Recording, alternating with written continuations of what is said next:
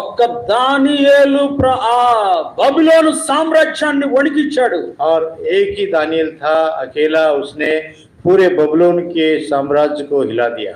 రాజుకు నెబుకద్నెజరుకి వణుకు పుట్టుద్ది దానియేలు జ్ఞాపకం చేసుకుంటే. दानियल का याद आते ही नेबुकदनेस्सर के शरीर में कंपकपी हो रही थी। కారణం ఏంటో తెలుసా? कारण क्या है? దానియేలు దేవుని వలె జీవించడానికి ఇష్టపడ్డాడు. दानियल परमेश्वर के समान पवित्र जीने का निर्णय किया। దానియేలు దేవుడు చెప్పిన మాటలను జ్ఞాపకం చేసుకొని వాటి ప్రకారం జీవించడానికి అంత క్రయమైన చెల్లించాడు. और दानियल परमेश्वर के उन बातों को अनुसार जीने के लिए सब कुछ मोल चुकाने के लिए तैयार हो गया। దానియేలు విషయంలో దేవుడు అంటాడు, నీవు నాకు బహు ప్రియుడవు దానియేలు. और दानियल के विषय में परमेश्वर ने कहा, तू मेरे लिए अति प्रिय है। What is the testimony God can give about you and me now? क्या ऐसी गवाही परमेश्वर हमारे विषय में देता है? నీ విషయం